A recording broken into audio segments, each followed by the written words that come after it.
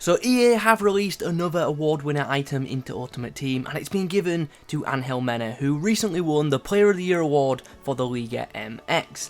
In this video today, we're going to be completing the SBC to get this card. We're then going to try it out to see what its in-game performance is like, and then we'll discuss whether this card represents good value for money or not. At the time of recording, to complete the SBC to get this award winner card, it will cost you around 35k, which really doesn't seem that bad at all in my opinion. I actually think this SBC is really well priced. In the background you can see how I completed the SBC. I wouldn't advise you copy my method as it's probably not the cheapest way at the current time, but nonetheless, if you want a quick solution, there you go. If I sound tired in this video, that's because I'm recording this video in the very early hours of Monday morning, and the reason I'm doing that is because the EA servers have been down pretty much since this card came out at 6 PM on Sunday. The servers have been down a ridiculous amount of times, so yeah, I do apologise in advance for the terrible commentary. Anyway, before we get into this player review, it would be absolutely awesome if you guys could leave a like rating on the video. In the comment section down below, let me know your thoughts on this 87 rated player of the year item, and if you're new to the channel, be sure to subscribe and click that notification bell as well, and then you'll be alerted every time I upload. Anyway, now all the intro stuff is out the way, let's now chat about this item. I think it's very fair to say that this card actually looks really freaking impressive, especially for an 87 overall item. On the card alone, we can see that this guy has 93 pace, 90 dribbling, 90 shooting, and 88 passing. Those are some really good card stats for an 87 rated card. So as you can imagine, with card stats like that, this guy is going to have some really impressive in-game attributes, and we will be taking a look at those in a moment. But first, we're going to talk about the team that I'm going to be using this guy in. We're going to start in the 4-5-1 formation to get this guy full chem, but in-game, we're going to switch to the 4-2-3-1 formation, and I'm going to start this guy as a right attacking mid. But in games, I'm also going to try him out as a central attacking mid, a left attacking mid, and even as a centre forward. This guy's got a 4-star weak foot and he's left footed, so he should be able to use both feet pretty well, but obviously we are going to try and favour his stronger left foot where we can. So he might actually be really good on the left side for shooting across goal, but he could also be pretty good on the right if we're going for finesse shots. Anyway, let's now take a look at the in-game attributes of this item, and as you can see, there are dark green stats absolutely everywhere, which is really pleasing to see. Technically, this card looks like it'd be really freaking good. So where shall we begin? Well, we'll go with the shooting section, shall we? This card's got 90 attack positioning, which is very pleasing to see. It's also got 87 finishing, which I know doesn't look too amazing, but for a winger, it's actually pretty damn good. He's got 91 shot power and 93 long shots, so from distance, this guy should be a threat. In the passing section, we can see he's got good crossing of 85, really good short passing of 90, and pretty good long passing of 86. Sadly though, he does only have 79 curve, which is a bit of a shame because every other stat is dark green. Like if his curve got upgraded by just a couple of stats, that would have been dark green too. But nonetheless, 79 curve isn't terrible, but it's a shame that's not high because that is going to affect both his crossing and his finesse shots. Anyway, moving on to the dribbling section. This guy's got 99 stats in this bit. He's got 99 agility and 99 balance, which is very good to see. 87 in-game dribbling as well, which is very pleasing, and 85 composure is not too shabby at all. Over in the physical section, we can see that this guy is pretty weak. He's only got 61 strength, so that could be a very early negative. He does have 99 stamina though, which is obviously a big positive. He should be able to run around all game without any problems. Since he's only got 62 jumping and he's 5'6", I don't think that 81 heading accuracy is going to get used too much. So I think it's safe to say I won't be crossing to this guy very often, in fact at all, unless I'm doing a low cross. So yeah, guys, those are the in-game stats, but as we well know, we're not here to focus on the in-game stats. We're here to mainly focus about in-game performance and whether this card's worth its cost. So to do that, we need to try this card out. So we're going to get into some live matches now, and we're going to see how this guy performs in games.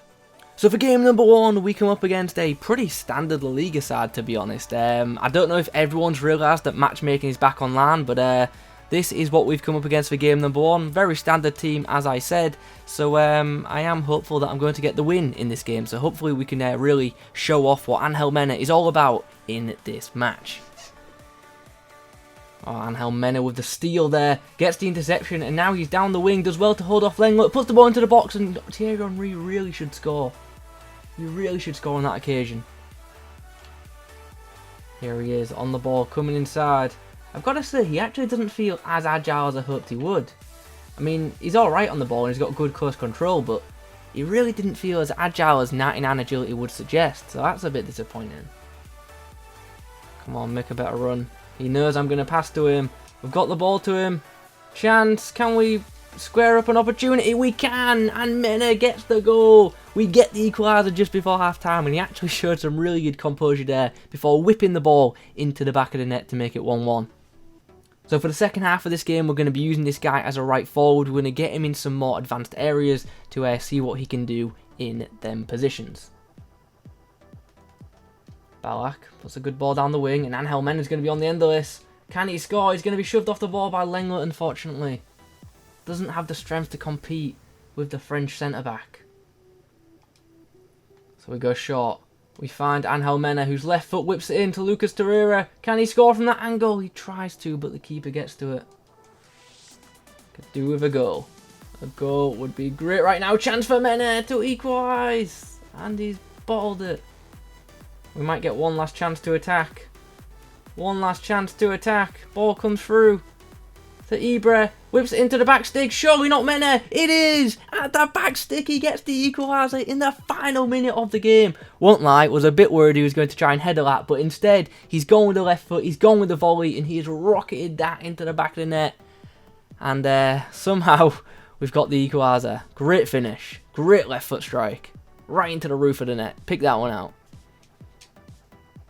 So the game ends in a 3-3 draw. I won't lie, I'm very disappointed not to win that game, but it was a fun match, to be fair. It was a fun match to play. It was very back and forth. And yeah, I actually really enjoyed using this Angel Mena card. So in this game, he scores twice. He didn't get any assists though, which is a bit of a shame. But he scored two pretty important goals, especially that third and final goal in the game. Anyway, that is game number 1 complete. Let's now get into another match and see how he does against a completely different opposition. So for game number 2, we come up against a team which features, my opponent's team's insane. He's got a 94 Ronaldo and a 90 Hullet in his starting 11, as well as an 87 rated Angel Mena at right wing. So my opponent has plenty of players that I need to watch out for. This game could be pretty interesting. Here's Marcos Alonso. He finds Nedved. He's going to try and whip the ball in, and eventually the ball actually does come through to Mena, who shoots, but he puts it straight at the keeper. Which is unfortunate because that could have been a great goal. At half-time, we go in at the break at a 1-0 deficit. I'm actually quite annoyed not to be at least level, to be honest, because we've had some good chances. I'm actually going to stick with the current formation. I'm just going to switch him over to the left side to see if we can whip some more crosses. And I'm going to put Ibra at the back stick as well, so hopefully in the second half we can get some assists. We'll go with Mena down the left. Here's an opportunity now. He's going to whip it into the back stick. Can Ibra get on the end of it? He can, and he gets the goal too. We've drawn it level with a beautiful assist from Angel Mena and a great header from flashback Zlatan Ibrahimovic. I really do feel sorry for anyone who didn't do the flashback Ibra SBC when it was out, because this is just the best super sub in the game in my opinion. He really is a game changer. Mkhitaryan looking for Mena, who's following up nicely, and we're going to try and take a shot off with him, but he's just taken such a heavy touch in that situation. Unfortunately now the chance is gone. Mkhitaryan finds Torreira, who's going to try and find Mena, but the ball's been intercepted by Mena, and now Valencia and Mena are having a bit of an Ecuadorian battle there, but unfortunately Valencia is a bit too strong for Mena on this occasion.